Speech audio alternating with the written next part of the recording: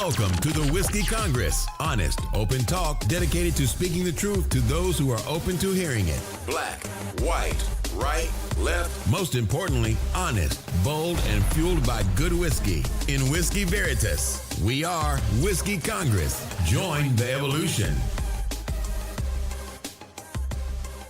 Welcome back to Whiskey Congress. We have another whiskey to review and talk about.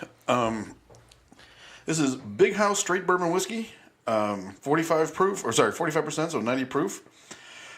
Small batch, aged in oak, obviously, is a bourbon.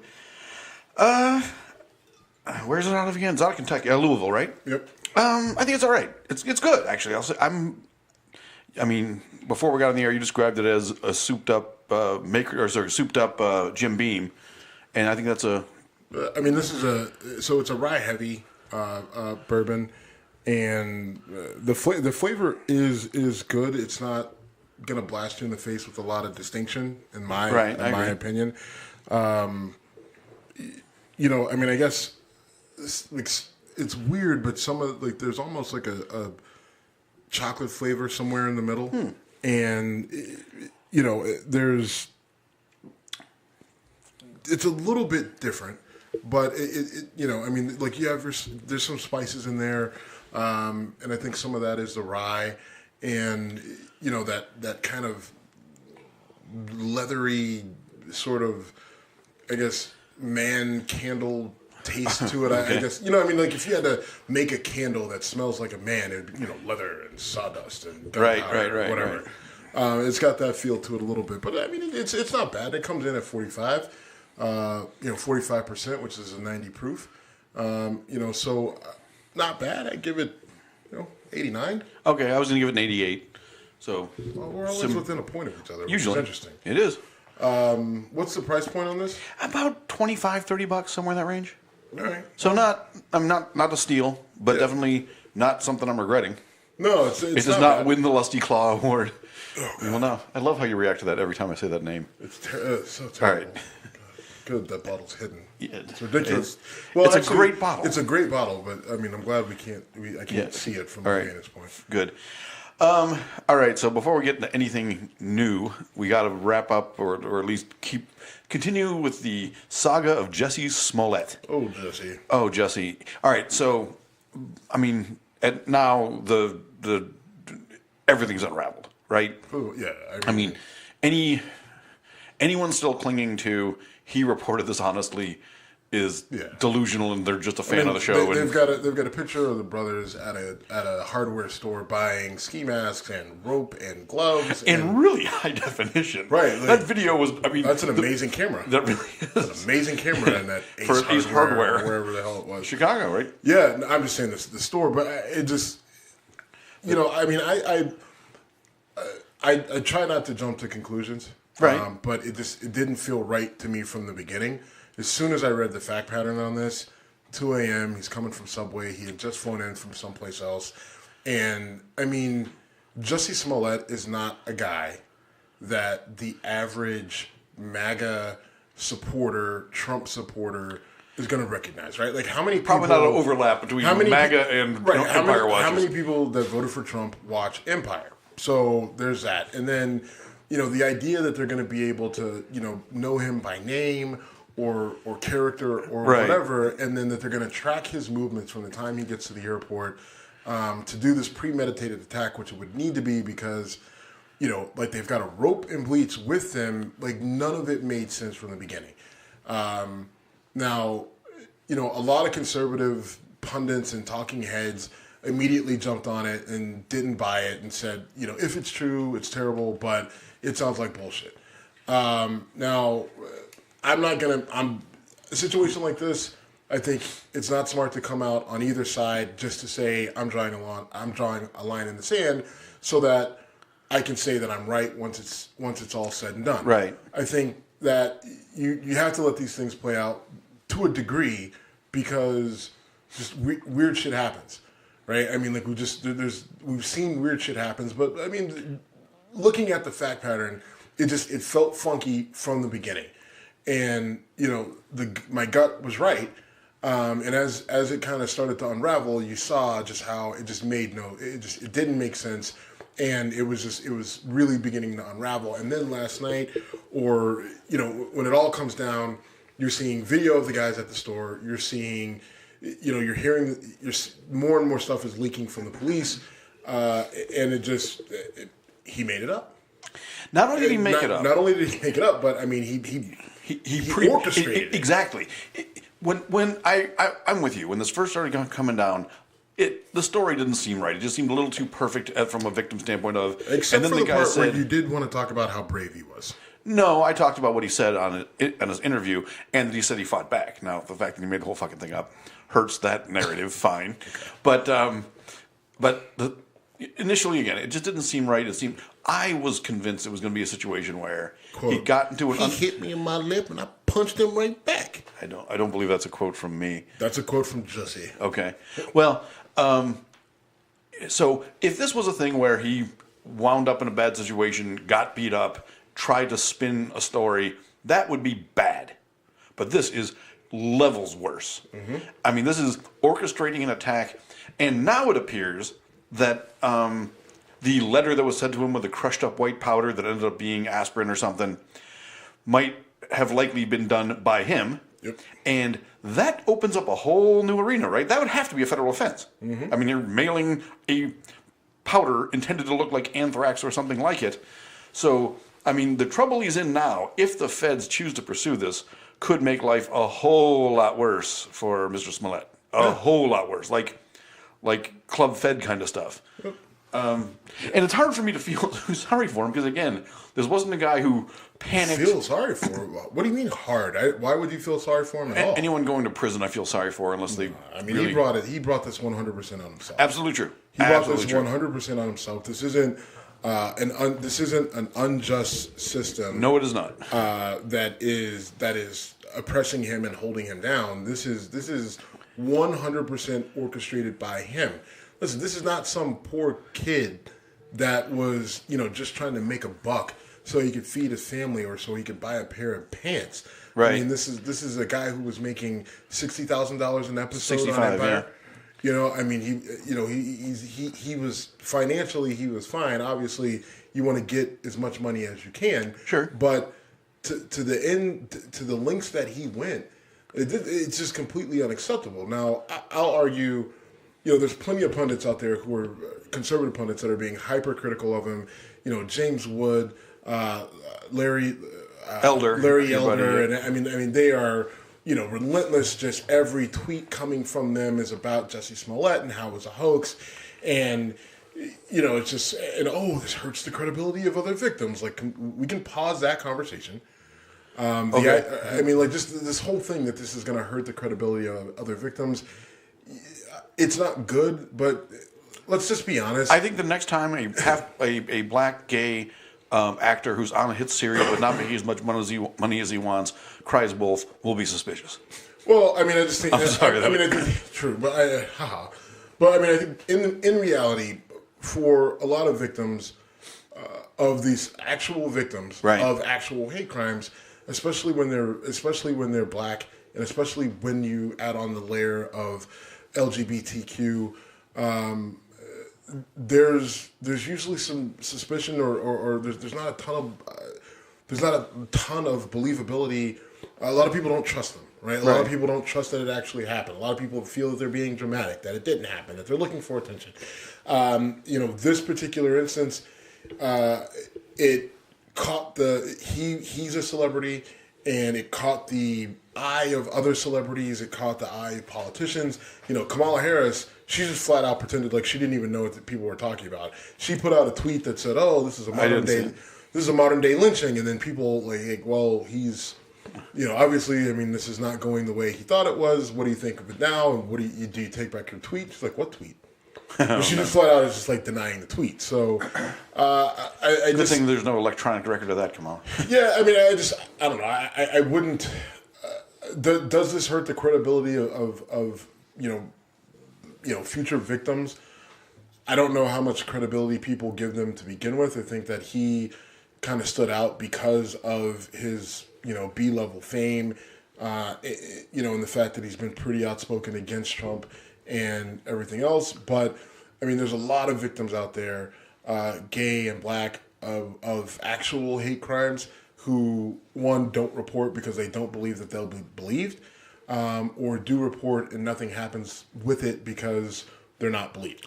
So I don't think that this really hurts something that's already, right. not overly. It doesn't break something that's already broken. Right. But what it did do for sure was divert hundreds of hours of policing towards something. And listen, that's fine.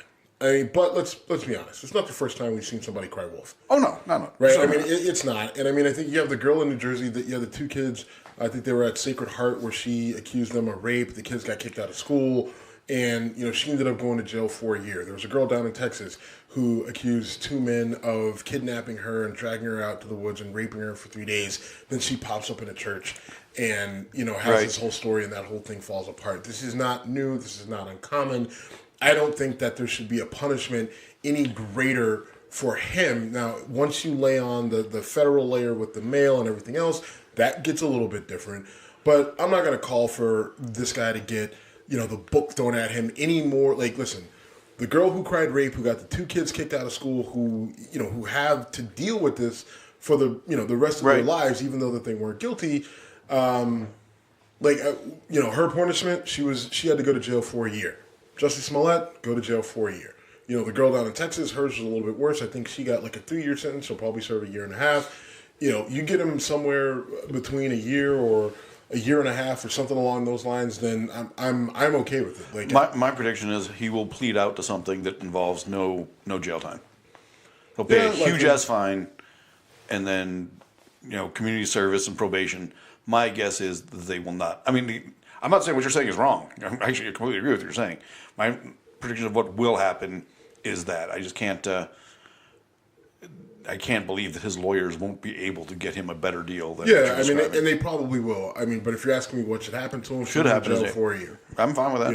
I don't have a problem with it. I mean, because the problem is, all it did was create more division when we didn't, at a time when we really didn't need it. Yeah. As soon as it happened, people immediately chose sides. Your conservatives tried to say, yeah, well, hope this isn't true. Hope this doesn't happen to him. If it did happen, it's terrible, but I don't believe it. And we're immediately suspect. And listen, and this is where, the credibility of your mainstream media, whether it's CNN or ABC, fucking Robin Roberts puts him on TV and just, she's so sympathetic and empathetic to his plight, and she's just giving him a platform to talk about, hate and coming together and all this other stuff. Asking him questions in such a way as to make it very easy for him. She just throwing softballs out there at him, and then Breitbart is sitting there the whole time like, none of this makes sense. None of this makes sense. This is not how any of this works. There's a great Geico commercial about, social media and these old ladies putting pictures up on the wall. This is not Facebook. This is not how it works. And, Breitbart sitting there calling it out, and the Washington Examiner calling it out. And all the conservative pundits are just like, this is bullshit, flashing with a bright light. And no one wants to acknowledge them, right? Because they're conservative, so that means that they have to be racist and they have to be against this guy because, he's black and gay. So that means that they have to hate him. So no way that they're going to give him the benefit of the doubt. Black gay celebrity, that's the third box. And I'm sitting here just like, I agree with them. This story is bullshit. Right? And then and maybe shame on me for not having the balls to come out and say, this is bullshit. No. I think that you should just, I think the lesson here is, we don't have to pick sides, people. We don't have to pick sides. We can sit there and actually let things play out a little bit. The idea that this came out immediately in the media, so I believe everything that I just learned in the last 30 seconds. Right? Criminal cases, there's plenty of facts that come out now. The way I just think that people overreacted on both sides. The people who were doubtful were on the right side this time around, but that doesn't necessarily mean that they'll be right every time. Right. No, actually, Steve, I think I have no regrets with my my history with this because I was supportive of someone who claimed that they were attacked until I had a reason to be suspicious, which was pretty quickly. When it became clear, my ears were up. But again, benefit of the doubt goes to the person making the claim. And then when the wall comes crumbling down, I'm not digging in. I'm like, dude, you fucked yourself, and you're on your own. I mean, the thing about this is the mayor. I'm sorry, not the mayor. The chief of police said that the only way this gets fixed is if Jussie comes out and comes clean and apologizes.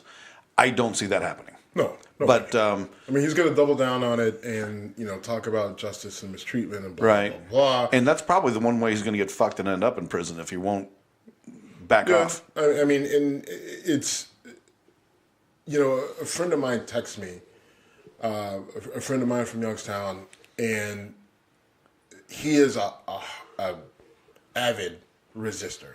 Okay. Hates everything Trump. He's white liberal. He went down to South America when he was younger and I could argue, was radicalized to a degree. All right. And he sent me a text today and said, "This is a bad day for resistors." Sure.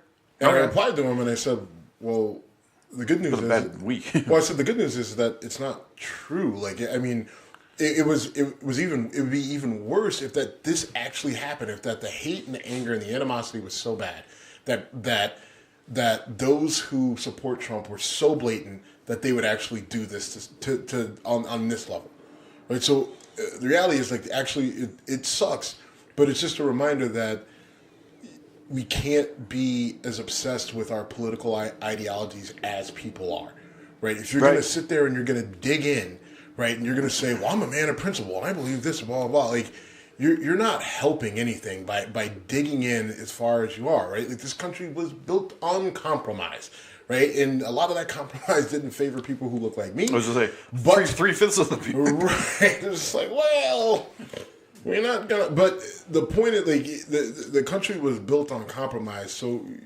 you have to open your mind, you have to open your thought process to that. And if you're not willing to do that, if all you feel is that everything that I say and believe and do is right, and anyone who opposes me is against me, and I don't want anything to do with those people who are against me, and my only mission in life is to convert those people to my way of thinking, then we're not going to fucking get anywhere. We're not. I mean, true. I'm afraid, though, we're not going to get anywhere. But at least when you could not have been smacked in the face with reality more than what has happened in this case, right? I mean, the videos of the guys buying the shit in the Ace Hardware, it really did shine a light on the world we live in today, and how stuff like this 10, 15 years ago, if you wanted to stage or cry wolf on something like this 10, 15 years ago, 20 years ago, probably get away with it. Because there probably isn't a camera in that. Not that clear. There's no. The clarity of the camera just cracked me up. Like, okay, one book, penis enlargement pumps and me, this sort of thing is my bag, baby. Signed by Austin Powers. I mean, it was that bad. Oh, that's good. All right, man. Can we move on? Yeah. Because the story that I think is going to get swept under the rug over this, for lack of a better word, Hollywood scandal, is Christopher Hasson, a Coast Guard veteran, who apparently wanted to kill a whole lot of Democrats, preferably ones with dark skin. And he had the arsenal. He was apparently seeking to do it. Thankfully, he was stopped. Right. But this was, I mean, an attempted mass assassination attempt, right? Or at least that's the accusation. We should be not rushed to judgment. Okay. All right. I mean, allegedly. Okay, fine. I mean, the dude had a bucket of HGH. He had an arsenal. An arsenal. When I saw the arsenal, opioid, like, it's crazy. I mean, because it's just like, well, because someone asked me, I was talking about this with someone at work, and I said, well, why would he have opioids? I was just like, well, he's assuming that he's going to go launch this attack. He's assuming that he may take, like, a gunshot wound, so he's going to need a pain reliever. And you want something, you get shot, you're going to need something more than fucking relief. That's what fentanyl is for. Right. So, I mean, it's a scary situation. He apparently was a huge follower of the guy in, what was it, Norway, who blew up the building and then killed like 69 people back in 2012. Was it Norway? Bedford, one of those countries. Okay, man. all right. I think you know what? I think it was. Okay, that wasn't racist at all. It's funny when the other side does it. But yeah, it was. it's really a scary thing. And, the article I read went through and it documented people who kind of patterned themselves similar to this guy, who followed the manifesto of the guy in Norway, whose name is escaping me, but it's Sven it's Bandervik or something like that. Okay. But the scary thing, they go through listen, he's not the first to read this guy's manifesto and kind of follow what the guy put out there. And we have other examples of people who actually went through with their intended crime, whether they committed suicide or were killed or what have you. And I think there's two things to this. You can't overreact to this and you can't underreact to this. You can't look at this guy and say, see, that's what all Trump supporters are like, and that's what the GOP is about, and that's what they promote, and this is Donald Trump's fault, he specifically, right? Because this guy is basing his entire thought process on something that happened in 2011. Right? Well, also, I don't put this sort of thing on Republican politicians and Trump as much as I put it on Rush Limbaugh and Alex Jones and the people who literally spew the same shit. It shouldn't be put on, listen. Okay. When you have a guy, and I really am annoyed. I wish when you have someone, the guy from Norway. Yeah, when you have someone who puts out a manifesto on. All right, so we got the name now. Yeah, Anders Breivik. Okay, I'm probably butchering Oslo, that. Norway, or yes. But when you have people who are looking at, this guy spent 3 years putting this manifesto together, right, on how to take out the globalists and how to take out liberals and all the people promoting multiculturalism and diversity, and how to basically establish a new world order that is white European dominant. Right. There are multiple people who have looked at this, studied this, and tried to put this into action. So that should trigger some alarms, right? And you need to be... No pun intended, I trust. Right, but you need to be aware of when this happens. There's reports that this is the thought process of the guy in Sandy Hook. Sandy Hook happened shortly after this, and if you remember, this guy Anders Breivik went and killed a majority of the people that he killed were kids. So I think you look at something like this and you look at people like this, and while you can't overreact and say this is all of the Trump supporters and everything, right, even though this guy is a self-defined white supremacist or a self-described white supremacist and a Nazi sympathizer or what have you.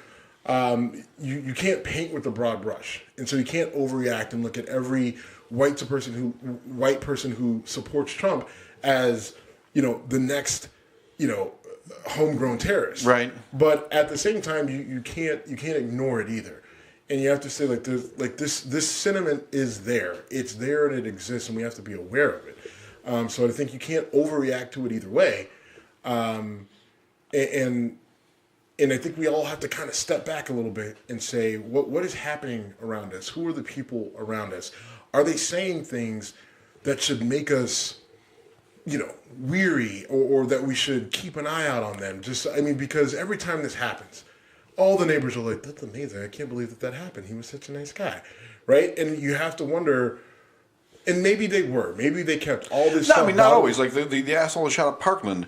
Everyone was like, we were warning you about this guy. Right, well, the police came to him 19 times. We didn't do shit, and this happened. Right, and that's what I'm saying, where everyone's got to pay attention, right? This is the society that we live in. You have to be aware of the people that you surround yourself with, that you're surrounded by, whether you choose it or not choose it. And then it kind of works its way up the chain, right? We have to be aware as neighbors and as people who live in this society, and then law enforcement, they have to do their job. Right? Yeah. I think, the whole, and I don't want to go into the whole gun control conversation right now, but one of the biggest things with gun control, do we need any new laws, or can we, or what happens if we literally just enforced everything that was in place right now, if we enforced it as is, right? But then I don't think anything this guy had would have been restricted. No, I don't know what he had. I do. I saw the picture and I looked at it. I looked at the picture briefly and I didn't like zoom. I didn't zoom in or anything like that, so I couldn't tell you what he had. But what I'm just saying is, if you just enforced the gun control laws now, as they're currently written, at every level, local, county, federal, whatever, but then you flipped it around and said, new gun control measure, I think that it could make an impact. Right, I mean, if we there's certain things like in this case, I don't see how because I'm guessing this guy's a citizen in good standing. Well, and he was in the Coast Guard. Yeah. Who knows what he had access to? I don't know. I looked at the arsenal. It was, 3 assault. So I initially looked at it and said, that's a bunch of bolt-action rifles, a couple of handguns, and a shotgun. I'm like, this place wouldn't look that different. Then I went, and there's a stack of ARs and there's ammo cans, and I'm like, okay, that looks a bit different than what you'd find here. But anyway, I'm afraid this story is just going to be washed under the rug in the mainstream media because Jussie. And part of a good reason why is that he didn't kill anybody. True. This should be a praise to law enforcement, right? They stopped this before it happened. Right. I don't remember. I don't know how they found him. I don't either. In all this, I'm not sure how they found him, but the good news is that they did, and they stopped him before something happened. And the terrifying thing is, he was in Silver Springs, Maryland. Right. I spent a lot of time in that area. That guy could have popped off. Obviously he's been amassing this arsenal over the last few years. And he's had these, I think in the article I read, he started following the guy from Norway in like 2016 or 2017. So, I could have been in Maryland when this guy decides to lose his shit. Sure. That's a check mark that goes to, law enforcement for being able to stop him and prevent this from happening, because it was never going to reach the level that he wanted to get it to, where he was going to kill enough people to start and incite a civil war. You figure, if killing, 70 people in Norway doesn't start it, then the 20 people he might have been able to kill here was definitely not going to do it. But fortunately for those potential families and those potential victims, it didn't come to that. Right. Well, we'll see it. We'll see if it stays in the news. We'll see when more comes down. I doubt it will. And frankly, it is reporting something that was stopped. Now, what's tricky though is what's tricky is what they charge him with and how long the sentence is.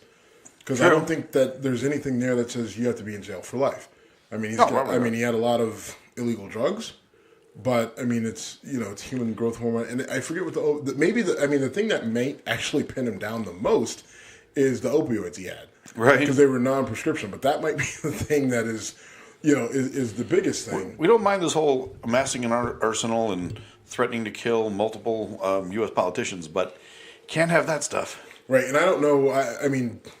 And you can't. I'm not defending that. Yeah. So it'll be interesting to see how this all shakes out for him and what he gets ultimately convicted of and how much time he has to serve. So typically, Steve, I would say that when we're looking for things to talk about, it's pretty even, and it's usually stuff coming straight out of the news. You definitely did the heavy lifting for this week's topics. The shit you sent me today. So, all right. First of all, there's a former cop in Philly who was apparently using his position. You sent it. If you want to run with it, go with it. But fuck. Did you read it? I did. Yes. Wow. He was raping male suspects and witnesses and using his power to say, if you say anything, no one will believe you. Apparently, there's a chain of years of events. If you remember, we did a show when we were still Steve and Jim Fix the World While Drinking.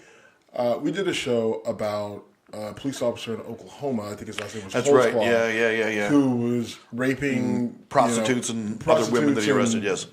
Destitute women that he arrested or picked up on the street or whatever. This is basically that same case, but with a gender reversal. Right. Not gender reversal. No, a guy raping guys. Right. Which is, and I don't even know how to describe this. It's disturbing when you read some of the stuff that he was doing. For years. They said probably for over a decade.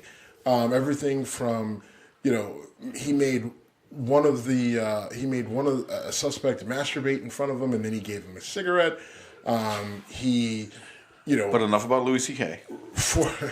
He forced oral sex on another suspect. He, anally raped another suspect. I mean, there were multiple examples. There was just a laundry list of just aggressive gay sex rape. And the article you sent me said why he got fired eventually, and it was for nothing related to this. Nothing related to raping people. It was like falsifying a report or something like that. But there wasn't a lot of detail in that. True. He said he falsified a report. So it just. If that report was this guy says you raped him and you. Right. It's not funny. Not funny. But it's just and I pointed out because there's a lot of people are looking at Jussie Smollett and they're going just like, this is why you have to support the police and blah blah blah. Right. Again, listen, no one is infallible, right? Correct. No one is above reproach. Like, just because you have a badge and a gun, that doesn't mean that you're automatically a good person. It would be great if it was an automatic, but it's not. Right? I mean, sometimes you have people with bad intentions that get themselves in positions of power specifically because they have bad intentions, or maybe the power completely warps their thought process and their frame of mind and warps their reality. But you can't just blindly trust anyone. Right? You can't blindly trust a black gay actor on a bad show on Fox, and you can't blindly trust a white homicide detective in Philly that apparently wants to rape you. Right? I mean, I think that's why, the people who just say, because you have people out there who, the funny thing, did you look at you probably didn't look at the comments. No, I did not. There are people out there. There are people in the comment section of this story who he's being set up. Bro. Wow, okay. Bro, come on, man. Are you, how many Blue Lives Matter shirts do you have? Your car must be covered in Blue Lives Matter bumper stickers.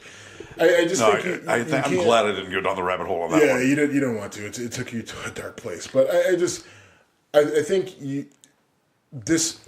both those examples of Jussie Smollett and this cop are why you have to just kind of sit back, detach, and you can't just grasp at the first headline that you see and say, all right, I'm owning this. Right now, that being said, maybe all these stories about this guy raping people are made up. It's still an allegation. And we don't know. But if you're a betting man, if I'm a betting man, if I'm going with gut feeling,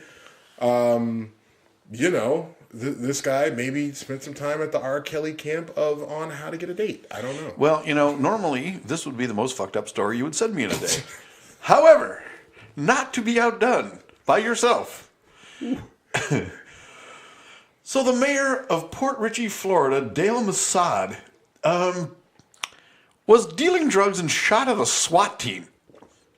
Well, go ahead. Well, actually, good find. This is fucking nuts. The warrant was because the charge is that he was illegally practicing medicine. Right, distributing narcotics through his medical practice. Right. Well, he had lost his medical license years ago. Okay. So he, I think legally practicing medicine, and he also had a history of domestic violence. Right. But I think the charges eventually dropped. I think it was a he said, she said. In fact, he was charged, she was charged. Right. And I think they decided to make it go away. And that gets you elected mayor in Port Richey, Florida. Right, but somehow this dude is the mayor of Port Richey, Florida, and so they go in to arrest him on the medical practice charge, and they send a SWAT team in, and he shoots at them.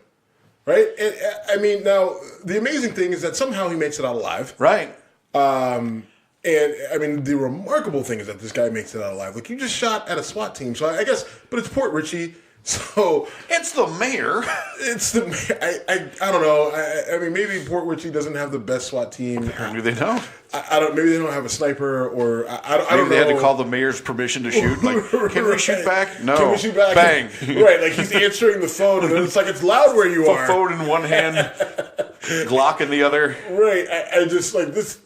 Like, only in fucking Florida. There's that. So there are people who call Ohio the Florida of the North, and far too often they're not wrong. They're not wrong, but part of the problem is that a lot of people from Ohio go to Florida. End up in Florida, right? So, but I don't even know if I have commentary on this story, and a friend of mine, that I play college football with, who lives down there, he sent me the story. He's like, "Hey, so this might be something to talk about on your podcast. I don't know what to talk about it, but hey, could you imagine Frank Jackson just going full Rambo, on Cleveland SWAT team? Like, fuck it, you're not taking me alive."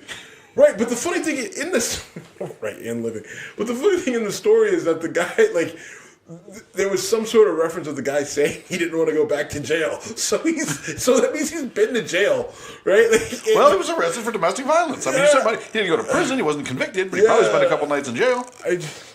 And here's all right. So this is totally should be a smaller part of it, but in addition to all of his other issues, he had a gun allegedly stolen from his truck, and that gun was used in a homicide.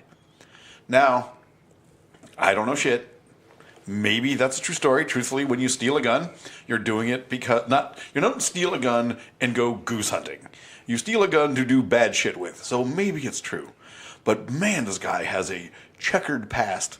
And he's a fucking mayor. Now, again, Marion Barry was a mayor of D.C., and he did some stuff, went to prison, got out, and got reelected.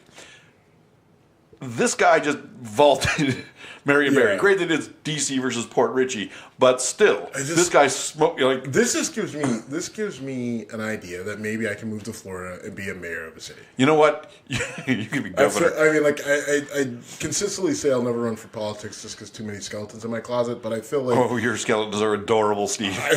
Seriously, I feel like my skeletons are teddy bears, and that I feel like if I moved to Port Richey right now, this man has no credibility. He's never even been convicted of a felony. He has not been arrested once. I feel like I could go down there and say, "Hey, I know you guys are going to have a mayor vacancy soon. I just want to throw my hat in the ring and see what's up." My platform is, I'm better than that fucking guy. Oh, and this is so petty. But the picture that went associated with that article, it's not petty. It's petty. It's not petty. But it's real. Because that motherfucker looked like he looked like he been on a 3-day meth binge. Yes. He looked like he had just spent a month with Belushi, Farley, and Jimmy and Hendrix. Marion Barry. Right? I mean, my man looked wired. Oh my goodness! You said the picture.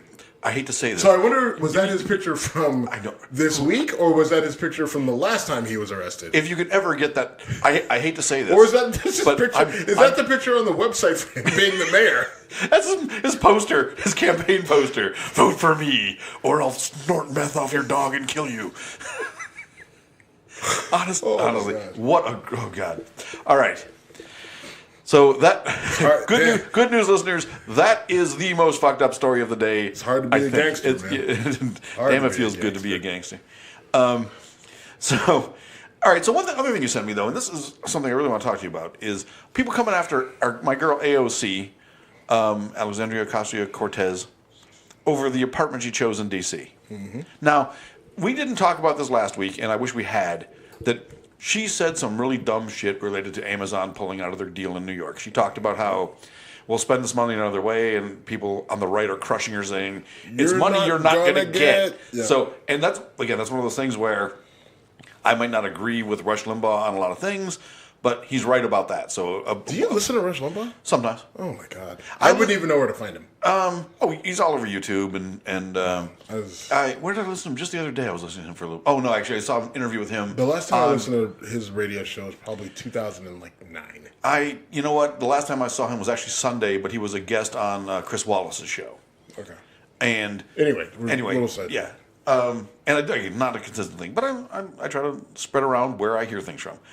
Anyway, this is legit criticism of AOC when she says, the tax money we're not going to spend is like, no, dummy, you're losing out on a lot of money.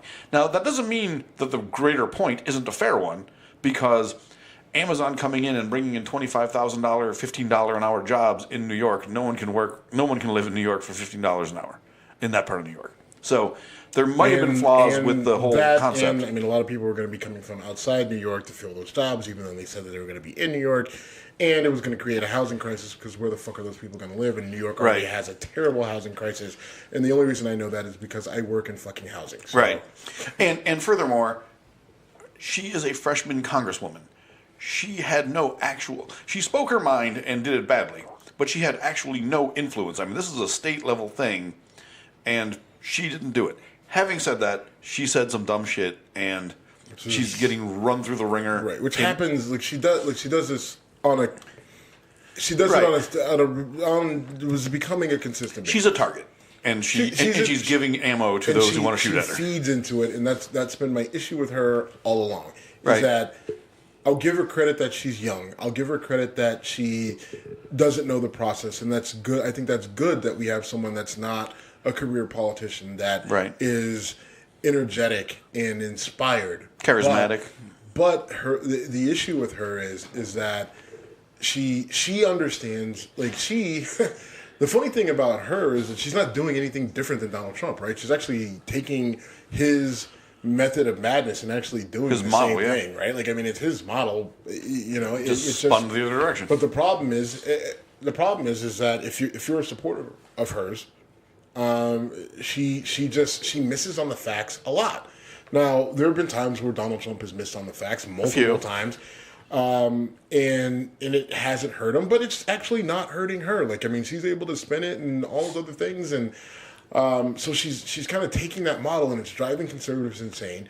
Like, there's so many conservatives that are in, whether they're Congress, the Senate, that are just obsessed with trying to take her down. Right. Right, like they view her as a threat. Right, they do view her as a threat. Just, I mean, I think at first they thought that they would be able to flick her away with a couple, chide remarks or whatever, but she just keeps coming back. She's like an annoying small dog, right? Like, you just can't get rid of her. She's like a little fucking min pin, and she keeps coming back, and like every time she comes back, she kind of grows in popularity and support and everything else, and she throws shit out there that isn't accurate or that isn't right or that isn't maybe well thought out, and.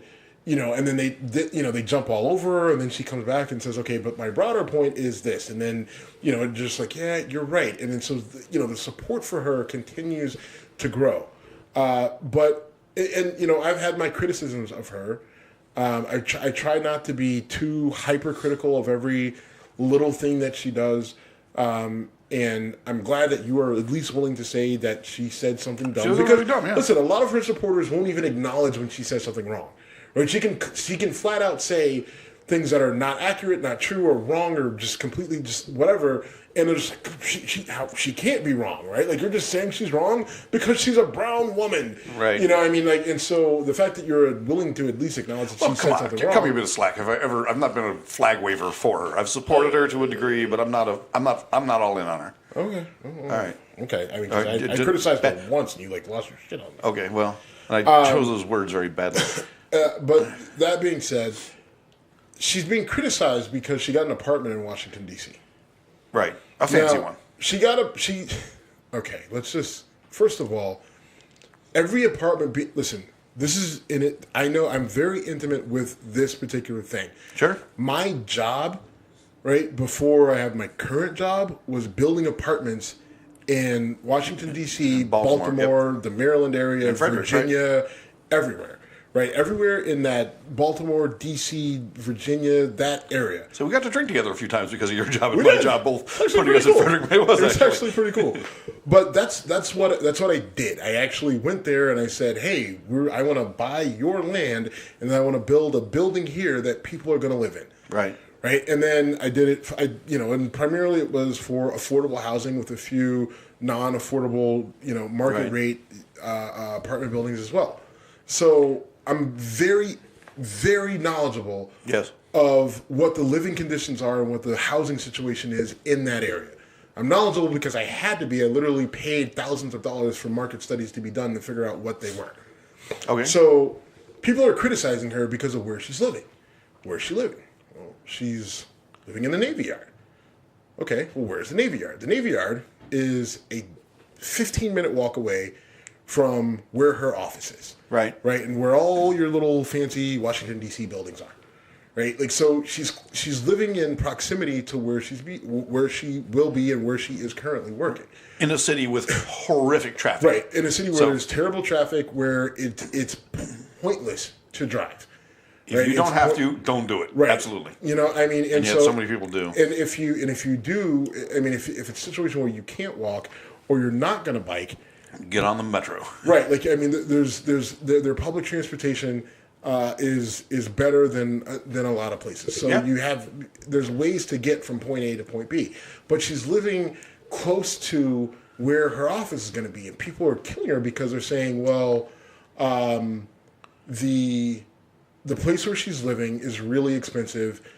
A studio apartment is $2,000, and they've got 3-bedroom units that are up to $5,000. Right. Yep. Okay. Well, here's the deal, kids. Have you priced an apartment in Washington, D.C.? Because I have. And the average cost of a 1-bedroom apartment, and I just broke this down and actually ran the numbers really quickly. But if you look for a 1-bedroom apartment with a bathroom, not a bath and a half, just a bathroom. Right. Air conditioning.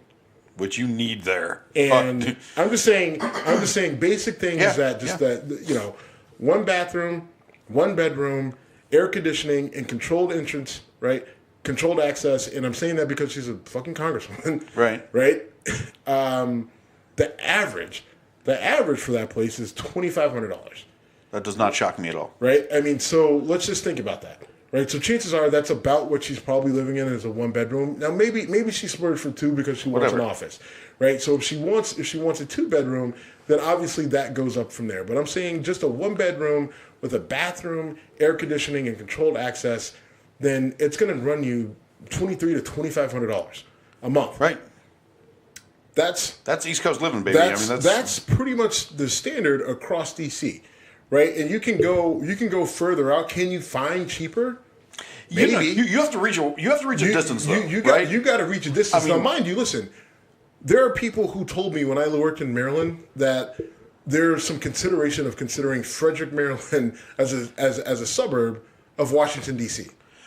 You can say that because it does sprawl out, but But think about in rush hour, that's an hour and a half, if not think more. about how ridiculous that is, though. Think about how it's 45. It's 45 miles. Right. I mean, it's 45 miles away, and they're saying that this is a suburb of Washington, D.C. Now, there's no one who I think actually accepts that, and I think that's a lot of people from Frederick trying to say that, trying to boost their own value. Yeah. But the reality is that with the way D.C. works, as you go further and further away from the center, you would think that the rents would go down, that the cost of living would go down, but that's not true because your suburbs of D.C. and your suburbs, you know, the outer ring of Baltimore, those places are not cheap to live. Right. One, you're lucky if you can find an apartment to rent, and if you do, it's not going to be a budget rental.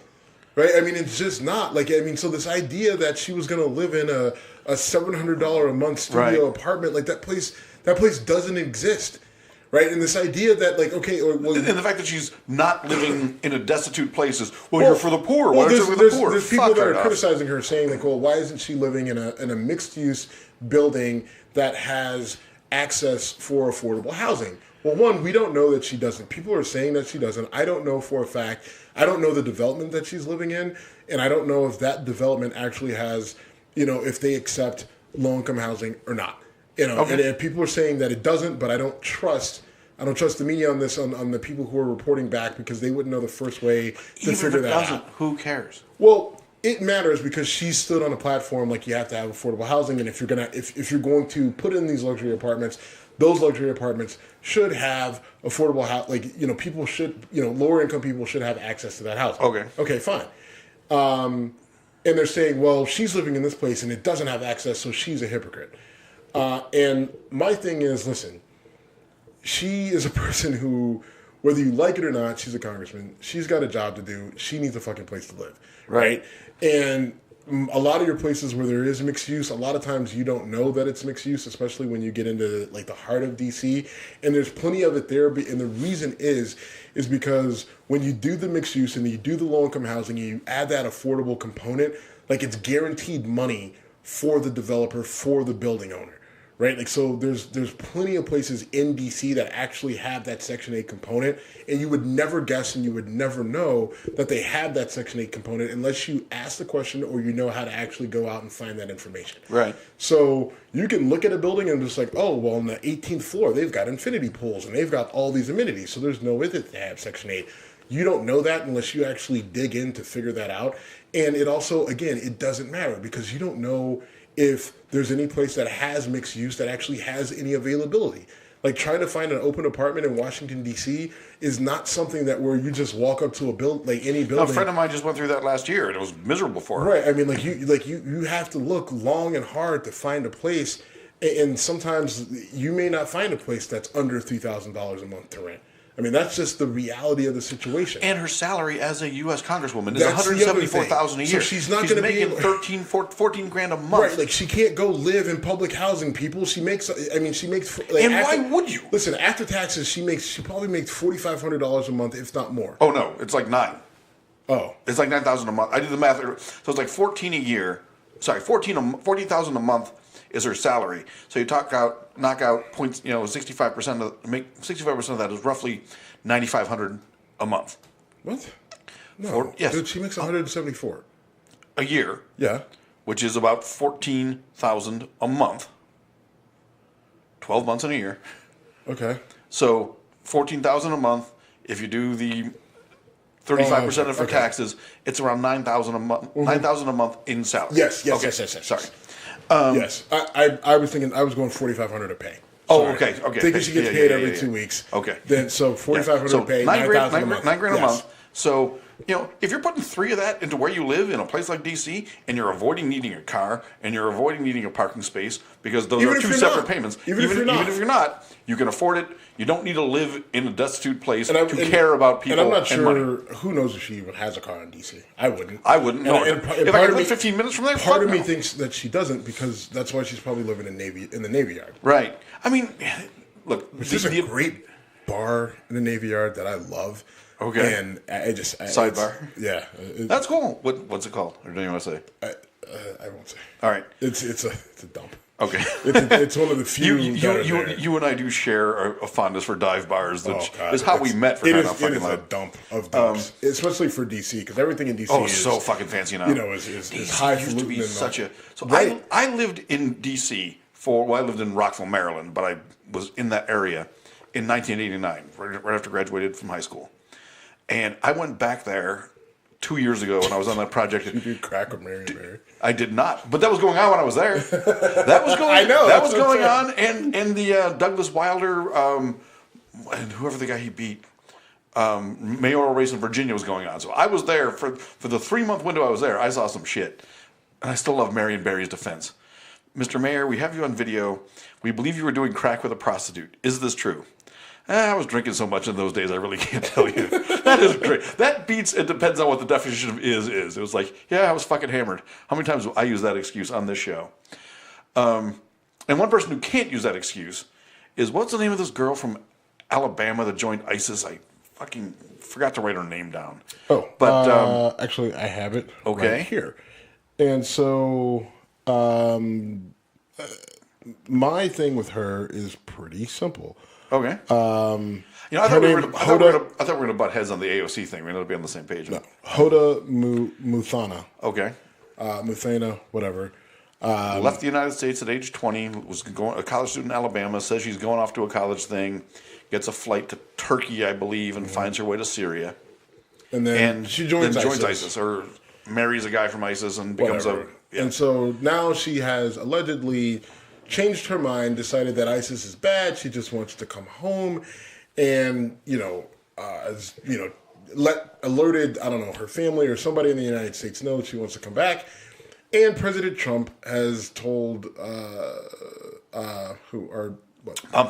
Pompeo, what is he? Our Secretary of State? Yeah. Yeah, don't let her back in. Yep. And you know what? I agree 100%. Fuck you. Don't come back. I mean, why would I believe this? You know what? I know I went to ISIS, and I know they're a terrorist group, and I know they can't stand us.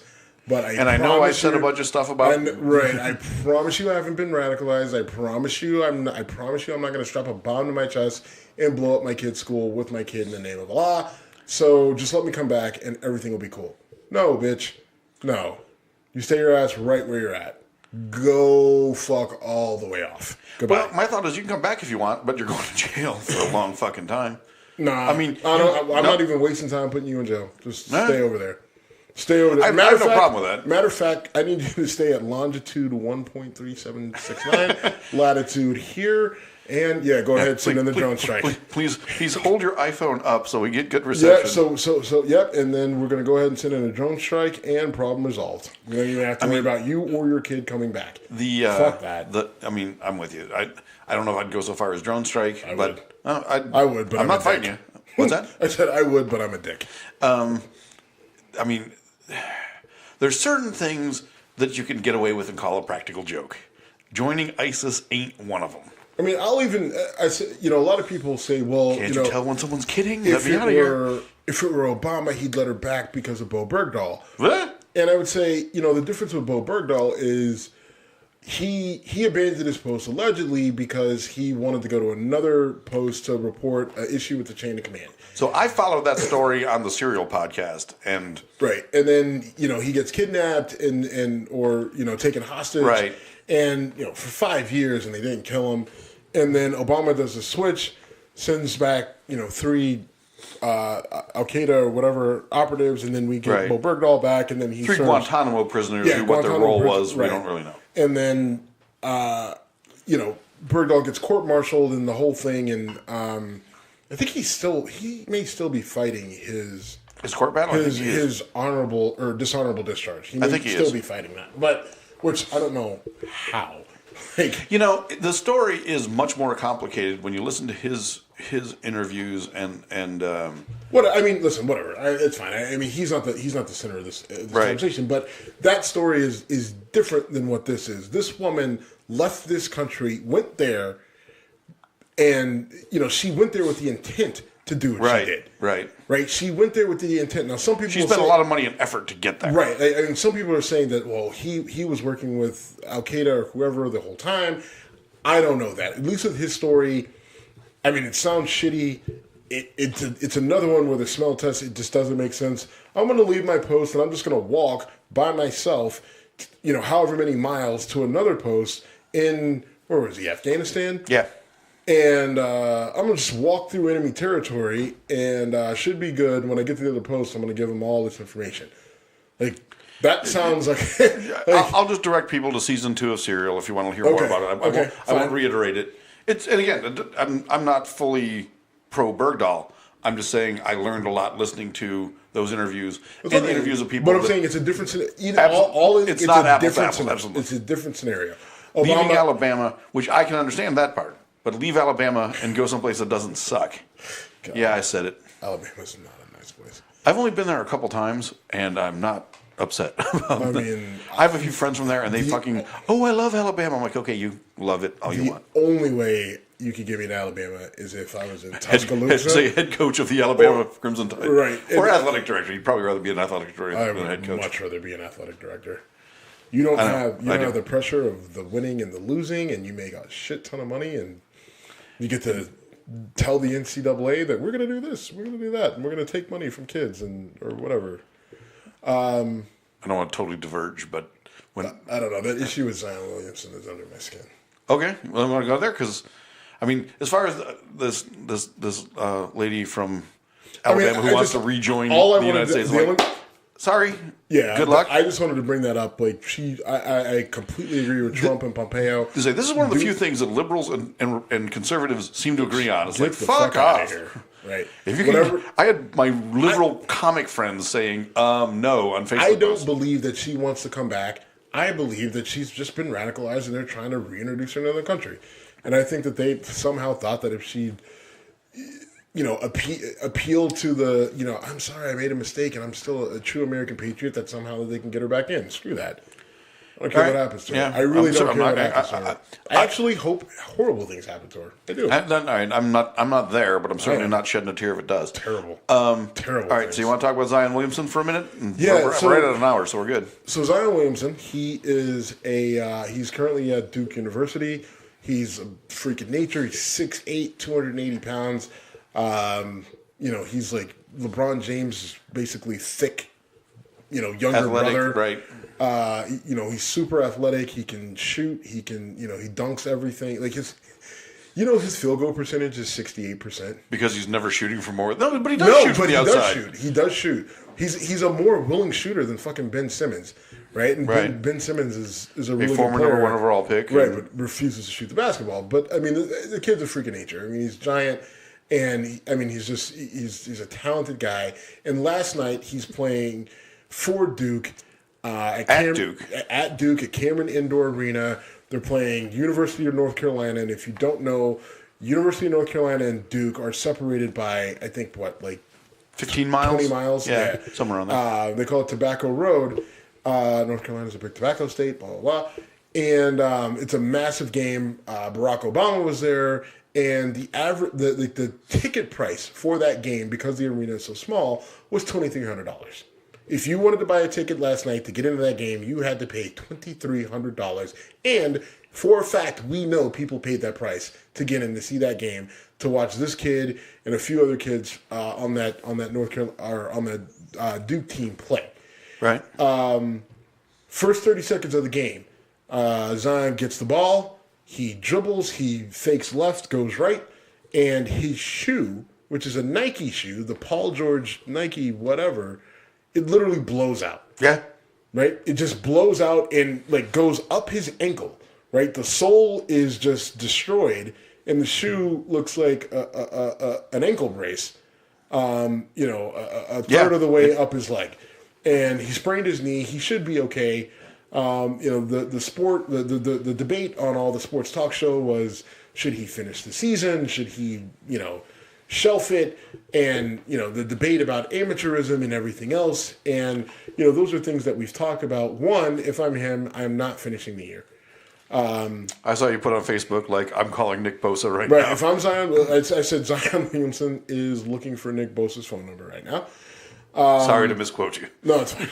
But I think in that particular instance, I'm a big guy that I'm a big believer in, if you start the season, finish it. But in Nick Bosa's case and in both Zion Williamson's case, where you're going to be the number one overall pick or the top 5 pick, right? And you have generational money on the line, and with Zion going to the NBA where the contracts are slotted, it's a little bit different than Nick Bosa's situation, because Nick Bosa is going to make a lot more money at the top end, where the NBA guys, the money is a lot similar for the rookies. But Zion still has a massive shoe deal coming, which Nike thought they were going to get that deal. And considering he was wearing a Nike, I hadn't thought of that. There's a chance that they probably will not get that deal. And I think Duke has a deal with Nike. So if Zion Williamson is looking for Nick Bosa's number, Adidas and Reebok are looking for Zion Williamson. Right, Adidas, Reebok, Under Armour, Puma, Stephen Jim's fancy shoes, Skechers. Right. Stephen Jim's fancy shoes. Hey Zion, if you're listening, we will make a shoe for you that will not explode on your foot. Stitch the shit out of some leather for you. So it just. And I used to work as a shoemaker. My grandfather was a shoemaker. I didn't know your grandfather was a shoemaker. I worked for him as a kid. Okay, well maybe so you can. Zion, I got experience. Right, and I've got fashion sense. So between the two of us, are you suggesting that I don't? Yes, you are. Yes, very much so. I'm glad we're not on YouTube for this. So all that being said, video for YouTube. We will be on YouTube. All that being said, I just, one, it's unfortunate what happened to him. Yeah. And you hope that he gets a speedy recovery. I also believe that he should shut it down. Which, if he were a guy who was going to get drafted 15, I would say, you know what, get yourself right, finish up the season, and see what you can do, and maybe you can help improve your draft stock, right, or just the loyalty to your team and your teammates. This is a little bit different situation, and listen, it's not all the same, it's not all fair, and when you're that level of talent with the expectations at the next level, then you have to take all those, you have to make business decisions even though you're a fucking amateur, right? That's just the reality of the situation. You have to make projected business decisions based on your amateurism and the fact that, this situation happened. Like, think about it. He's got to go. Like, if he were to go back and play, then guess what? Duke has got a contract with Nike. He's got to put Nike shoes back on. If I'm him, I'm like, fuck you, fuck that. And listen, who could blame the kid? Because the reality is, like, listen, Shaq was way bigger than Zion. Sure. Way bigger his entire career and never had anything like that happen to him. But Shaq still was through Reebok. And it doesn't. And is Reebok shoe any better than Nike? Probably not. No. This is probably a one-off sort of deal. It was a freak thing, whether it was a defect in the shoe or just all things. Or the kid making 3 cents an hour making that shoe had a bad day. Any combination of things. Minimum wage. But the bottom line is, maybe he doesn't want to get back into those shoes. So I just think my whole deal with the amateurism in college sports is I never believe that NCAA or the school should pay the players because, frankly, it's just never going to be equitable and it's never going to be fair. Even though I get that fairness is just, it's never, like, fairness, it's just, like, if you're talking about paying people, it's never... Life isn't fair. Life Get used ain't fair, to it. kids. But to make it the most equitable, what I would say is, instead of the schools paying, because a Duke, Duke basketball, North Carolina basketball, Ohio State football, Alabama football, USC, Texas are always going to be able to pay more than a UMass or West Virginia or North Texas or Baylor or Troy, right? Sure. And so what I will say is, let the kids be able to sell their likeness. Let the kids be able, if they want to go to a car dealership and stand in front of a fucking Corvette and Jim Bob Cooter wants to pay this kid $20,000 to stand there for 2 hours, then let Jim Bob make that terrible fucking investment. Oddly, there is a professional coach named Jim Bob Cooter. I realized where I got that name but from. It's funny because you said that name as a random... I did. And it's I started down the road of Jim Bob and I got to Cooter and I was like, God damn it, that's a real person. So, but if that guy wants to make that bad investment, then let him make... That's on him making that bad investment. But that kid should be able to sell his likeness.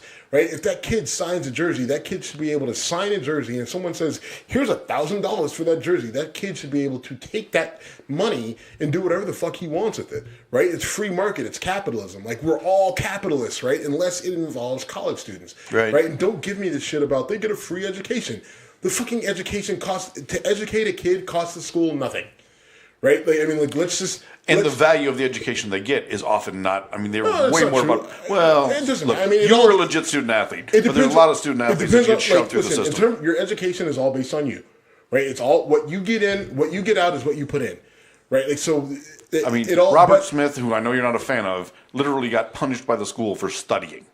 He did. That's legit. But Robert Smith said, fuck it, and still studied, and then went on. But he's an exception to the rule. He's not an exception to the rule. There's plenty of kids who go, listen, only 1%, less than 1% of college athletes go on to play professional sports. Right? And a majority of your college athletes... less than 1% of them in basketball and football and baseball, which are the revenue sports, and hockey, which are the revenue sports, the volleyball players and the, Right, but you still have to say, even if you just narrow it to your revenue sports, football, basketball, for some reason you're including hockey and baseball, but fine. Hockey matters to some people. But it can matter. It's a revenue generating sport. At like 5 schools it is, but okay. But the point is, even if you narrow it down to those, you still have a small percentage of those kids who go on to the pros. Sure. Right? And the majority of the kids don't go to the pros, and they have to figure something out. What they do with their college education is completely on them.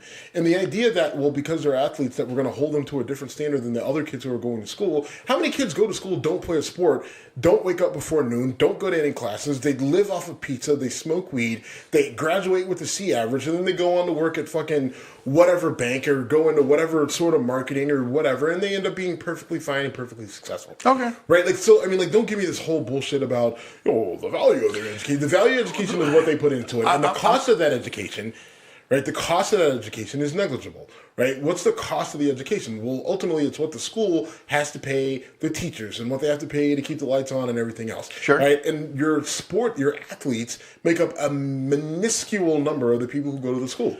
The amount of money that they bring in versus the amount of money it costs to educate them exclusively is a very flip ratio. Right. right? Like, so we can punt on the whole idea of the cost of the fact that they're getting a free education. I agree. Right? And I don't care that your kid has to pay for an education or that you had to pay for an education. I'm sorry that you weren't talented enough or smart enough to get a scholarship. Life's not fair. Please fuck off. I mean, I don't know that I want to end on that note, but probably not. I did both. Okay. I went to college for free, and then I paid to go to law school. Right. Right? And, I mean, and I went the to second one sucked. The first one didn't. I went to a state school because I could afford it, and my family could afford it, and I didn't go to Harvard or MIT, and I have expressed a bit of a chip on my shoulders towards those institutions at times.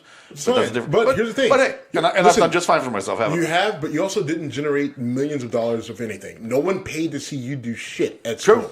Right? And I mean, I remember having this conversation with a guy in college when it was Emmitt Smith had just signed the big. It was that time the deal with the Cowboys. Yeah, like it was the biggest deal. A couple games, right, it was like the biggest deal either for a running back or maybe for a player in NFL history. And some guy says, "Why does he deserve $5 million a year?" And I looked at the guy and said, "Because no one's going to pay $100 for a seat to watch you or I do calculus." Period. I mean, it's. And what's funny is the NFL later on did a commercial where a bunch of athletes were watching a kid do calculus. And yes, like, it was a great commercial, but it was bullshit. Yes. Having said that, you want to watch me derive that? No. I don't want to watch you derive anything. Anything else you want to talk about?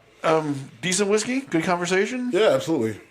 When we were at Whiskey Congress. Well, no, there's nothing else I want to talk about. At Whiskey Congress, absolutely.